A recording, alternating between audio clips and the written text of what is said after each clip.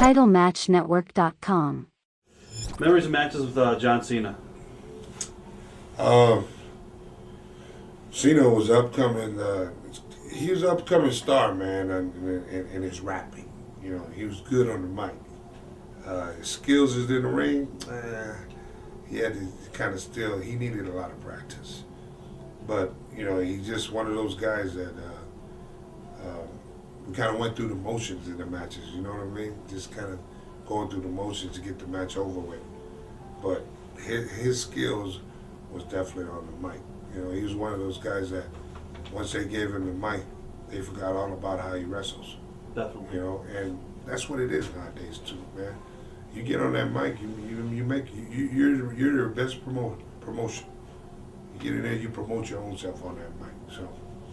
Did you think John was going to be a huge success early on, or did you not see it in him? Or no, I thought that John was going to be a semi-good merchandise guy.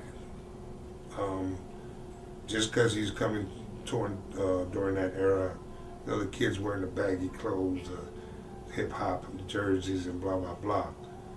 But once he starts spitting, that means rapping on the mic, and start doing music out there, I knew that from experience with the Office that they were going to capitalize on that, and you know, have John come out singing or making a rap CD or video, blah blah blah. You know, so whether he can wrestle or not, they're going to make change out of merchandise with him. So he's got to be in that spot.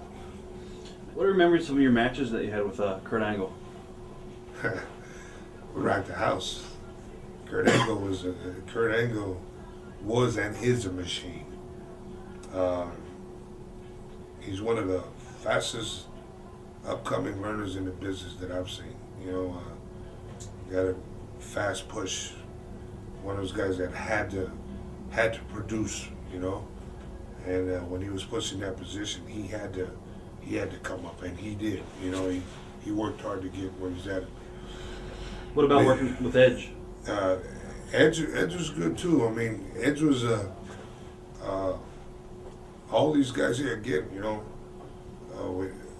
I had to have psychology coming with Edge. You know what I mean? Because his style of work is different as well. You know, Kurt is just repeatedly nonstop, like a Chris Benoit. You know, like a machine. Edge is like we can dance for a little bit, like psychology-wise, you know, but also entertainment. Right, you know right. What I mean? So that's kind of where I come up at entertainment. You touched on Chris Benoit for a moment. I just want to ask you, what are your thoughts on the whole tragedy with Chris? Man, I feel sorry that even happened. You know what I mean? I think like me and everybody else in the world would have never seen that coming. You know, and I feel bad for their families. You know, and the kids and the wife, and I feel bad for Chris. You know, it's just this is not the Chris that I know that would do something like this. You know, I'm just sad that the world lost a good wrestler. You know, I used to watch this dude, and just the energy that he brings, non-stop, repeatedly like a machine. I mean, 20 minutes going at it, and that's if anything, anybody that wanna just started in the business, you wanna learn that type of ethic like that type of training like that, whatever he had like that. You know, I mean, you can't take anything from this professional wrestling. What do you do? You know, when it happened, just something that shouldn't have happened. What do you think caused it? Do you think it was concussions, or do you think it was the schedule of the road? And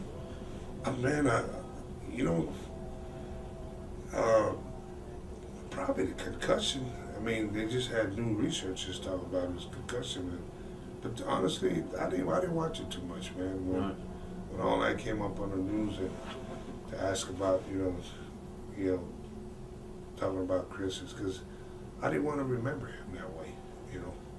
Right. What happened 2 years ago when you were arrested? And was it embarrassing or?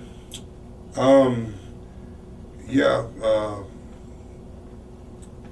It was kind of misunderstanding, really.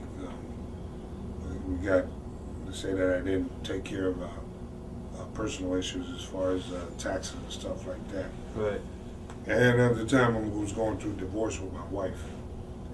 So it was,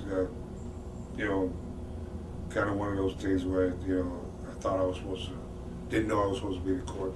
Right, right. And the guys that came to get me was my friends because I partied with them in Pensacola, Florida. And they kind of, smarted me up when they, I thought it was a rip.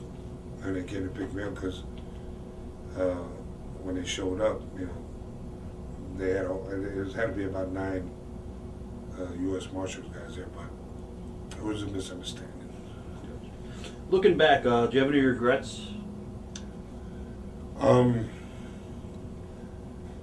very happy how my career has gone. I think the regret is that I felt like after I learned everything what I've learned as far as in the business, I regret not pushing harder as far as fight for that main event spot. Regret not given the opportunity to be able to hold the title for once, as far as the main title, the WWE champion. But I do say this before I leave: my career's been a learning experience. It helped me more as a man, inside and out of wrestling. Responsibilities and things that really matter to you. Wrestling it's a big movie now to me. It's something that has really helped me as far as learning in general, man. Everything what I've learned now in the business and what I already know now, it's definitely going to be passed on to my boys that are about ready to come into this business, and it's a good thing to pass on to them, to help them in their personal lives, and also to be good at what they do when they come into this business, because this business is a good business, but it also is it can be a bad business, because there are ups and downs in this thing, and wrestling has given me the opportunity to see the world. It's given me the opportunity to meet new people, live a good life. It's given me the opportunity to be able to put my kids in the spot where I want them to be. So all in all, through the good and bad of professional wrestling that's given me, the payoff was being able to provide for all my loved ones, to provide for all my family, and to provide for people that need to be taken care of. And now, as I do leave professional wrestling, that I kind of turn on the TV every night. I do miss it. I sit here and I miss it, and I miss the fans. I miss the people that believed in me. I miss all my friends that are in the business, and hopefully one day, out doing stuff like this, thank you guys, because it gives us opportunities now to be able to sit back and watch your tapes of what you put out to the public, of who we really are. Not too many people get that opportunity to be able to sit in a room with guys like me or different superstars of professional wrestling, because it's an opportunity that we're able to tell our side, not only to the world, but also to the office, people that we never could get to, and to some of our friends that we never see, guys that we have the phone number, we never have a chance to call. So, guys like you, it's helpful to us to be able to put out messages like this, and it's the real deal. This is straight up coming from yours truly. So I want to thank you guys for this opportunity, man, and keep doing what you're doing, and opening doors and opportunities for other guys.